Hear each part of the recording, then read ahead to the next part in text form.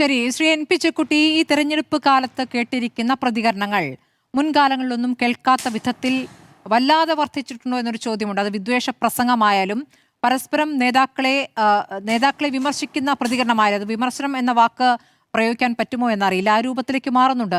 ഒരാൾ പാർട്ടി വിട്ടു പോവുകയാണെങ്കിൽ അത് രാഷ്ട്രീയ ചെറ്റത്തരമാകുന്നു. അത് രാഷ്ട്രീയ ചെറ്റത്തരം എന്ന പ്രയോഗത്തിലെ രാഷ്ട്രീയ ശരിയെക്കുറിച്ച് ചോദിക്കുമ്പോൾ അതിലെന്താണ് രാഷ്ട്രീയമായ ശരികേടെന്ന് എനിക്ക് മനസ്സിലാകുന്നില്ല എന്ന് പറഞ്ഞുകൊണ്ട് അത് ആവർത്തിക്കുന്നു. അപ്പോൾ അതൊരു വെല്ലുവിളിയുടെ സ്വഭാവമുണ്ട്.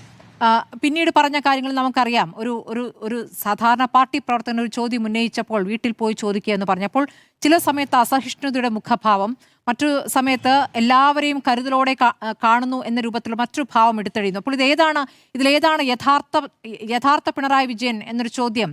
മുഖ്യമന്ത്രി ആയതുകൊണ്ട് ആ പേര് ഞാൻ പറയുന്നു. പിണറായി വിജയൻ എന്ന ചോദ്യം അവിടെ ഉയരുകയാണ്. അപ്പുറത്ത് മറ്റു ചില നേതാക്കൾ നടത്തുന്ന പ്രതികരണങ്ങൾ മോശമല്ല. ഇപ്പോൾ ജി സുധാകരനുമായി ബന്ധപ്പെട്ടാണ് രാഷ്ട്രീയ ചെറ്റത്തരം എന്ന വാക്ക് പ്രയോഗിച്ചത്. അതുമായി ബന്ധപ്പെട്ട വിമർശനം, അതിനോട് എത്രത്തോളം സഹിഷ്ണുതയോടെ അദ്ദേഹം മറുപടി പറഞ്ഞു എന്നൊക്കെ നമ്മുടെ മുന്നിലുണ്ട്. പക്ഷേ അവസാന ദിവസങ്ങളിലേക്ക് വന്നപ്പോൾ അദ്ദേഹം CS സുജാതയുമായി ബന്ധപ്പെട്ട് പറഞ്ഞ എന്താണ്, അതും അവിടെ നിൽക്കുകയാണ്. അപ്പോൾ ഇതിൽ ആരും മോശക്കാരല്ല എന്നതാണോ ഇതിൻ്റെ ഒരു അവസാന ചിത്രമായി അങ്ങ് കാണുന്നത്? അല്ല, സാധാരണ നിലയിൽ തെരഞ്ഞെടുപ്പ് വളരെ എന്താ പറയുക, വലിയ വൈകാരികമായിട്ടും വലിയ സമ്മർദ്ദം ഉണ്ടാക്കുന്ന ഒരു സംഗതിയാണ്. അത് നേതാവായാലും ശരി, അനുയായികളായാലും ശരി, തെരഞ്ഞെടുപ്പിന്റെ അസാധാരണമായിട്ടുള്ള ഒരു ഹീറ്റ്, ഒരു ചൂട് അനുഭവിക്കുന്ന സമയത്ത് ചില സന്ദർഭങ്ങളിൽ വാക്കുകൾ പഴച്ചു പോകാറുണ്ട്. വളരെ എന്താ പറയുക, ഒരു സാധാരണ നിലയിൽ നമ്മൾ ഉപയോഗിക്കാൻ പാടില്ലാത്ത വാക്കുകൾ വരാറുണ്ട്. അത് ഇപ്പോൾ ഉള്ള സംഗതി അല്ല കേട്ടോ.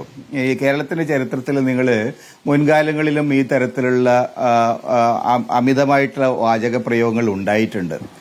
കരുണാകരനെ കുറിച്ച് പിന്നെ പ്രതിപക്ഷത്തുള്ള ആളുകൾ, അതേപോലെ തന്നെ മറ്റു രാഷ്ട്രീയ നേതാക്കളെ കുറിച്ച് മറുപത്തുള്ള ആളുകൾ, ഇതൊക്കെ ഇപ്പം 80കളിലൊക്കെ ഉണ്ടായിരുന്ന PMSന്റെ മോളയും കെട്ടും, MVRന്റെ മോളയും കെട്ടും എന്ന മട്ടിലൊക്കെ ഉണ്ടായിരുന്ന എന്താ പറയുക, ഒരു വ്യക്തിഗതമായ പിന്നെ രാഷ്ട്രീയ പ്രചാരവേലയും അതിന്റെ മുദ്രാവാക്യങ്ങളും രീതികളും ഒക്കെ കുറേയൊക്കെ കുറഞ്ഞു വന്നിരിക്കുന്ന ഒരു കാലമാണ് നമ്മുടേത്.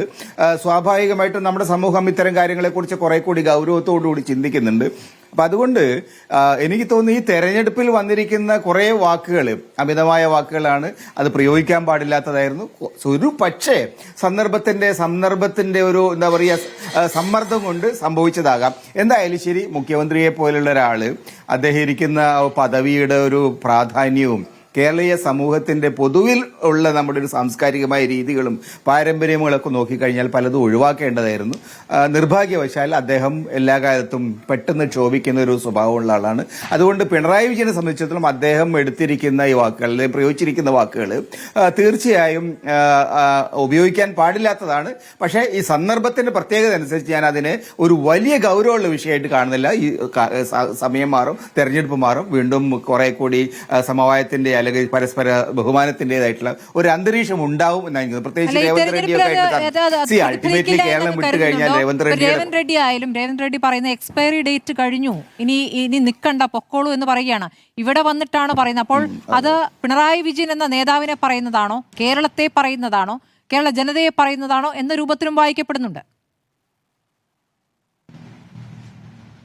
ഇല്ല, അങ്ങനെ ഒരു വായനയൊന്നുമില്ല. പിണറായി വിജയനെ സംബന്ധിച്ചിടത്തോളം അദ്ദേഹത്തിന് 80 വയസ്സ് കഴിഞ്ഞിട്ടുണ്ട്. അദ്ദേഹത്തിന്റെ പാർട്ടിയുടെ നിലപാട് പ്രകാരം, അദ്ദേഹത്തിന്റെ പാർട്ടിയുടെ തത്വപ്രകാരം 75 വയസ്സ് കഴിഞ്ഞാൽ പോകണം. അങ്ങനെയാണല്ലോ ജി സുധാകരൻ പോയത്. ജി സുധാകരൻ രക്തസാക്ഷിയുടെ സഹോദരനല്ലേ. അപ്പൊ ആ നിലയ്ക്ക് പിണറായി വിജയൻ മാത്രം എക്സെപ്ഷൻ കൊടുക്കുമ്പോൾ നിങ്ങൾ നിൽക്കേണ്ടതില്ല, പോവുകയാണ് നല്ലത് എന്ന് മറ്റുള്ള ആളുകൾ പറഞ്ഞാൽ അതിന് കുവിതരാവേണ്ട കാര്യമൊന്നുമില്ല. പക്ഷേ ഒരു പ്രശ്നമുള്ളത്, രേവന്ത് റെഡ്ഡിയും പിണറായി വിജയനും ഒക്കെ കേരളത്തിന്റെ അതിർത്തി വിട്ട് കഴിഞ്ഞാൽ മറ്റ് ഇന്ത്യയുടെ ദേശീയ തലത്തിൽ ഒന്നിച്ചു നിൽക്കേണ്ടവരാണ്.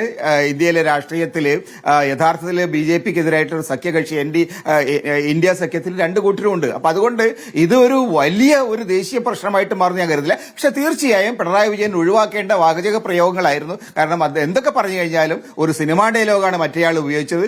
ഡാഷ്മോൻ ഒരു അല്പം കടന്ന കൈയായി പോയി. അത് വേണ്ടിയിരുന്നില്ല എന്ന കാര്യത്തിൽ സംശയമില്ല.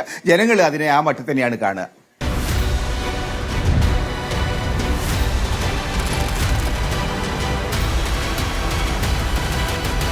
ഡിബേറ്റ് വിത്ത് സ്മൃതി പരുത്തിക്കാട്.